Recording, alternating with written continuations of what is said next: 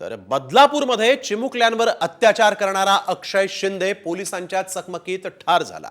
मात्र पोलिसांवरील हल्ल्यामुळेच हा एन्काउंटर करण्यात आला की कुणाला वाचवण्यासाठी असा सवाल विरोधकांनी उपस्थित केला। त्यामुळे आता राज्याचं राजकारण चांगलंच तापलंय। पाहूयात हा एक स्पेशल रिपोर्ट।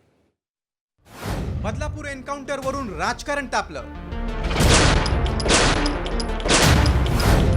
शिंदेचा एन्काउंटर, विरोधकांची फायरिंग।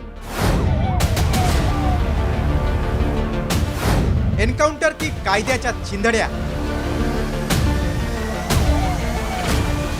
बदलापूर अत्याचार प्रकरणातील आरोपी अक्षय शिंदेचा पोलिसांसोबतच्या चकमकीत मृत्यू झाला। अक्षय शिंदेच्या चकमकीतील मृत्यूनंतर विरोधकांनी पोलिसांवर संशय व्यक्त करत सरकारला धारेवर धरलंय।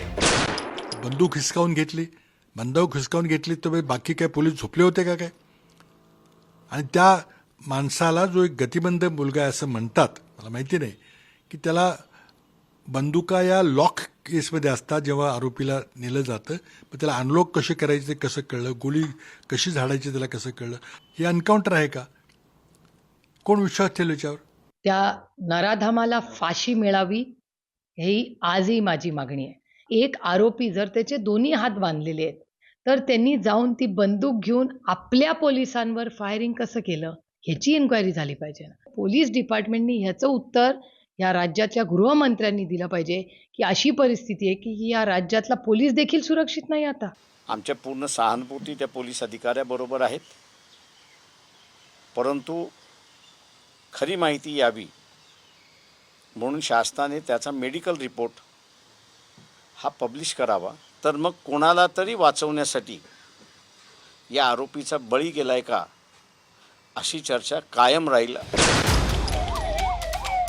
अक्षय शिंदेच्या मृत्यूवरून विरोधकांची फायरिंग सुरू असतानाच आता सत्ताधारी शिंदे गटाचे आमदार संजय शिरसाट यांनीही पोलिसांच्या भूमिकेवर प्रश्न उपस्थित केलाय। इसमें पुलिस भी थोड़ी कमियां उनकी दिखने में आई कि वो 4 लोग होने के बावजूद भी वो रिवॉल्वर छीनता कैसा है, फायर कैसा करता है, ये थोड़ा सा कंफ्यूज वाला मामला होता है। तो वो पुलिसों के ऊपर भी कार्रवाई होनी चाहिए। हम तो ये चाहते थे कि न्यायिक व्यवस्था में उसको फांसी अगर मिलती थी तो लोगों को हम दिखा सकते थे, देखो अपनी न्याय व्यवस्था इतनी मजबूत है, ऐसा कोई भी कृत्य करेगा तो उसको फांसी या तो बड़ी से बड़ी कड़ी से कड़ी सजा भी मिलती है। बदलापूर प्रकरणानंतर विशेष पोलीस महानिरीक्षक आरती सिंह यांच्या नेतृत्वाखाली विशेष तपास पथक स्थापन करण्यात आलं। आरती सिंह यांच्या तपास पथकाचा अहवाल येणं बाकी आहे। त्यापूर्वीच अक्षय शिंदेला तळोजा कारागृहातून पोलीस ठाण्याकडे नेत असताना मुंब्रा बायपासवर त्यानं पोलिसांचं पिस्तूल हिसकावून गोळीबार करण्याचा प्रयत्न केला। मात्र प्रत्युत्तरादाखल केलेल्या गोळीबारात अक्षय शिंदेचा मृत्यू झाल्याचा दावा करण्यात आलाय। मात्र या मृत्यूवरून विरोधकांनी काही प्रश्न उपस्थित केलेत। अक्षय शिंदेला आणताना पोलिसांनी विशेष काळजी का घेतली नाही? अक्षय शिंदे बंदूक हिसकावत असताना बाकीचे पोलीस झोपले होते का?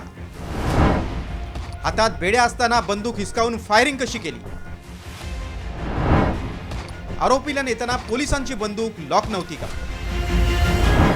अक्षय शिंदेच्या मृत्यू प्रकरणी विरोधकांनी सरकारची कोंडी केल्यानं सरकारनं आता या प्रकरणाच्या चौकशीसाठी CIDची स्थापना केली।